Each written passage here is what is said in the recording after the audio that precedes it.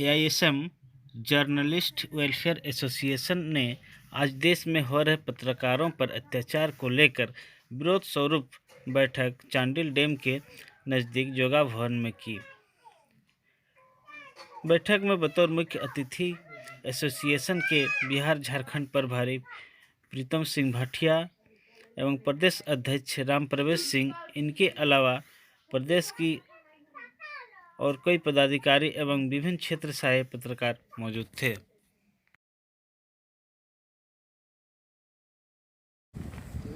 यहाँ हमने केंद्र और राज्य सरकार दोनों को कहा है कि आप अपनी जिम्मेदारियों से मुंह न मोड़ते हुए कृपया पत्रकार सुरक्षा कानून लागू कर दें। और हमने सत्ता और विपक्ष दोनों को कोसा है कि देश का दुर्भाग्य है कि पत्रकारों के साथ लगातार दुर्व्यवहार, फर्जी मुकदमे और प्रताड़ना के मामले हो रहे हैं। संगठन आवाज उठा रहे हैं, पत्रकार शोषित हो रहा है, पीड़ित हो रहा है, और आप सिर्फ बयानबाजी करके अपनी जिम्मेदारियों से मुंह नहीं मोड़ सकते।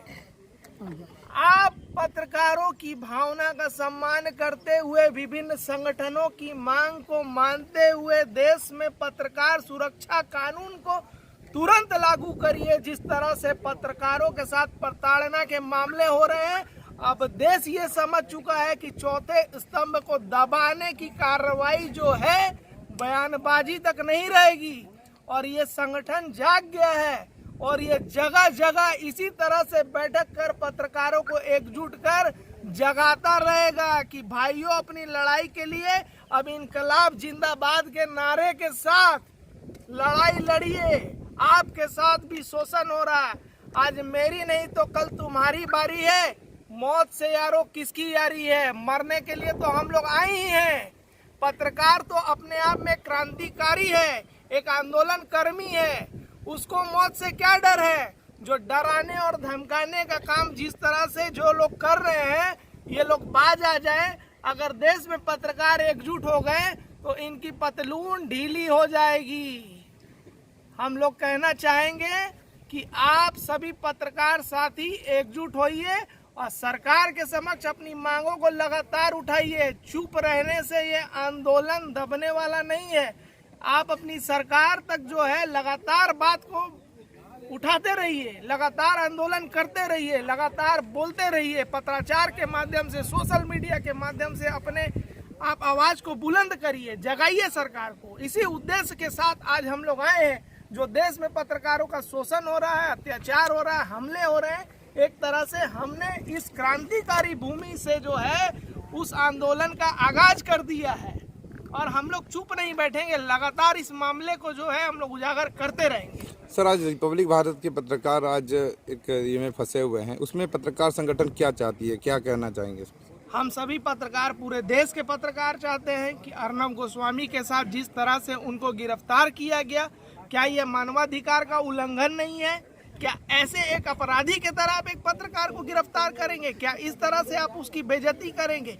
आपने अगर किसी समाचार को दिखाने का काम किया है तो उसके लिए कोर्ट है, आप न्यायालय में जाते, आपने उसको सीधे गिरफ्तार कर लिया, आपने उसके साथ अत्याचार की साजिश रची। तो इस तरह से नहीं चलेगा। देश के सभी पत्रकार इस कार्रवाई का विरोध कर रहे हैं और ये अर्नब गोस्वामी के साथ ही सिर्फ नहीं हो रहा है, ये एक बड़े चैनल का बड़ा आदमी को दिखा करके जो है छोटे पत्रकारों को दबाने का काम नहीं करेंगे। अब देश में किसी के साथ भी कुछ होता है तो जैसा विरोध अर्नब गोस्वामी के लिए हुआ, हम चाहेंगे कि हर पत्रकार के लिए इसी तरह का आंदोलन पूरे देश में हो। राजनीतिक दल सिर्फ अर्नब गोस्वामी के लिए क्यों बोलेंगे, वो हर पत्रकार के लिए बोले। राजनीतिक दल के लोग, सत्ता हो या विपक्ष, वो लोग क्यों नहीं बोलते हैं कि पत्रकार सुरक्षा कानून लागू हो? उनको पत्रकार सुरक्षा कानून लागू होने से कैसा खतरा महसूस हो रहा है? अगर आपको खतरा महसूस नहीं हो रहा है तो सत्ता और विपक्ष के लोग मिलकर के जो है केंद्र सरकार को बोले कि जल्दी से जल्दी पत्रकारों की सुरक्षा के लिए ये कानून का अध्ययन करे और इसको जल्द लागू करे ताकि पत्रकारों की सुरक्षा देश में बने। सर, अभी संबोधन में कहा जा रहा था कि इंश्योरेंस की बात पत्रकारों के लिए, वो क्या है? हम लोग पत्रकारों को दुर्घटना का 2 लाख का बीमा दे रहे हैं। जो भी सदस्य हमारे मेंबरशिप का फॉर्म भरेंगे, ये निःशुल्क है। मेंबरशिप का आईडी कार्ड और 2 लाख का बीमा, जिसमें 40,000 का जो है एक्सीडेंटल क्लेम, अगर कहीं आप एडमिट होंगे तो 40,000 का मेडिक्लेम मिलेगा। और जो है आपको 2 लाख का दुर्घटना में अगर कोई पत्रकार जो है साथी हमारा नहीं हमारे बीच रहता तो उसके नॉमिनी को जो है 2 लाख का बीमा दिया जाएगा। कि देश की 3 लोकतांत्रिक व्यवस्था जो है इस पत्रकारिता को मिटाने पे तुली हुई है। अब पत्रकार जाग चुका है, इसलिए अब पत्रकारिता के लिए एकमात्र हमारा मकसद बस एक ही है कि पूरे देश में पत्रकार सुरक्षा कानून लागू हो। उसके आगे किसी बात पे हम लोग कोई समझौता नहीं करेंगे। जैसे विधायिका को, कार्यपालिका को और न्यायपालिका को सुरक्षा दी गई है, वैसे ही हमारे पत्रकारिता के चौथे स्तंभ को भी सुरक्षा दी जाए। सर, झारखंड में कहाँ कहाँ काम हो रही है अभी? झारखंड के सभी जिलों में हम लोग अपने संगठन का विस्तार कर रहे हैं और प्रत्येक जिले में हमारे संगठन काफ़ी एक्टिव होकर के वहाँ के पत्रकारों के समस्याओं को सुन रहे हैं, उनका निपटारा कर रहे हैं।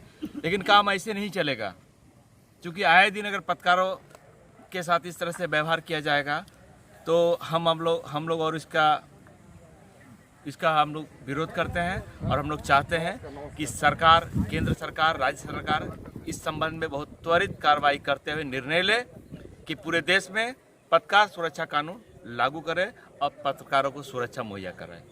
हमेशा डर और भय पत्रकारों में रहता है, इसको आप कैसे देखते हैं सर? बिल्कुल, क्योंकि पत्रकार बिरादरी वह है जो भ्रष्टाचार से लेकर माफिया तत्वों के खिलाफ में खबर लिखते हैं।